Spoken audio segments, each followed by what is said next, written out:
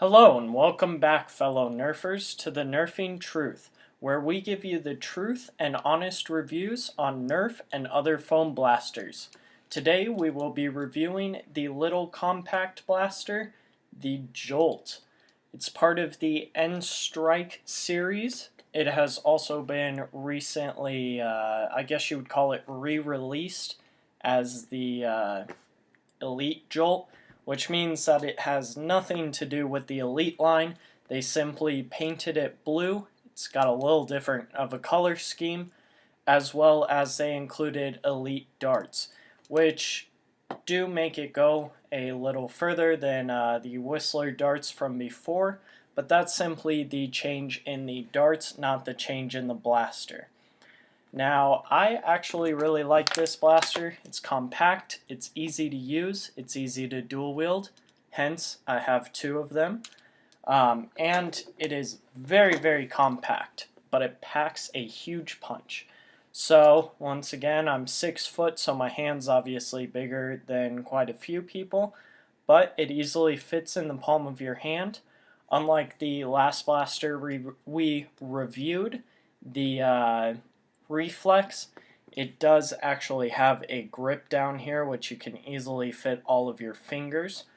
Now it comes packaged with I believe it's 3 darts in order to fire. Like all front loading blasters, you load the dart in the front.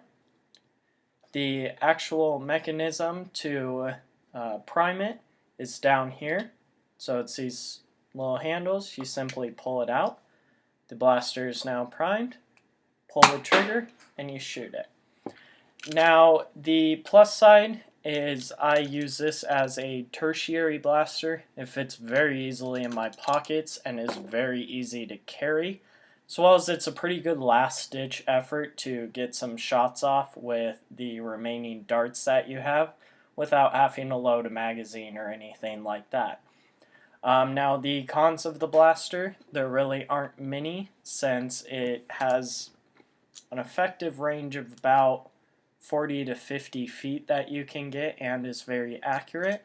But one problem that I do have is oftentimes when it's primed, my hand here kind of, guess it's because I have a bit of a fat hand, but gets in the way of the mechanism actually coming forward, so it gets a little bit stuck.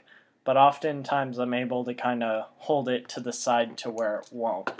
Now this blaster will fire almost any kind of dart type. These are actually Busby suction darts.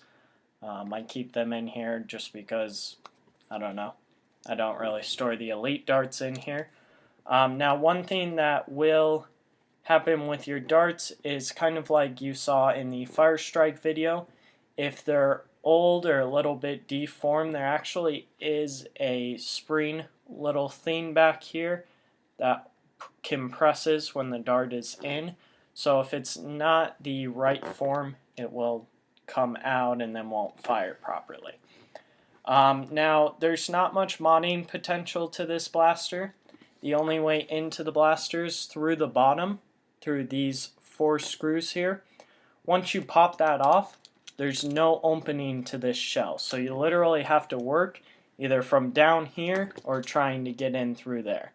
Now the only mods that I've really ever seen done to this is taking the air restrictor out, which in my opinion isn't really even necessary for this blaster. The air restrictor only really gives you maybe 1 to 3 feet extra range. And that to me isn't really worth it, especially because it can often make your dart fly crooked just because there's more power going through it. So let's go ahead and get to the rating system of this blaster. So for the firing range, for such a compact blaster, I'd actually give it a 9. Let me go ahead and get my calculator out so I can do this math as we're going here. 1 second. Alright, so we're going to go ahead and give that a 9 out of 10. For accuracy, there's actually little sights on this blaster. You can line up this with that. and that actually goes where it's pointing pretty much. As you know, Nerf darts are pretty inaccurate themselves, so that's not necessarily the blaster's fault. So we'll go ahead and give that a 9 as well, a 9 out of 10. Reliability. I have never had any jams, any problems like that for this blaster. That's basically because it's a front-loading blaster. The reflex, as we saw, cannot always catch the priming mechanism. So that's why it got marked down on reliability for a front loader. But this one actually has great reliability. We're going to go ahead and give that a 10 out of 10. The rate of fire, of course, is very slow. You know, fire, then you got to get another dart out, insert it, prime it, fire again. It's about a 2-second reload time. As you know, that leaves you open for 2 seconds. So that gets a 3 out of 10. The capacity, it comes packaged with 3, just like the reflex, but it doesn't have anywhere to hold extra darts. So that's going to go ahead and get a 3. So let's go ahead and total those up and then divide it by 5. And we are looking at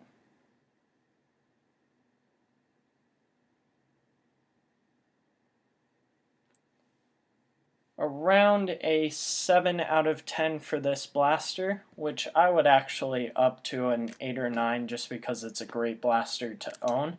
Now when I bought mine, since they're the orange version, it was right in between when they were switching to the blue one, so they were $2.50 each. So I actually basically got 2 for the price of 1, as they are currently retailing for $5 to $6. I would definitely recommend these for Nerf Wars. HVZ probably not, just because, you know, they're single shots. You can't down a zombie that easily. Unless if you're some crazy expert, which by all means go ahead and do it. But like I've said, I've used them for my tertiary for quite a while. Alright, so as always guys, if you have any suggestions or questions about this blaster, go ahead and leave them in the comment section below. If you liked this video, of course hit the like button. That's basically what it's there for. Also, be sure to subscribe. We recently hit 50 subscribers, so yay for us. Great job, guys, and thank you so much.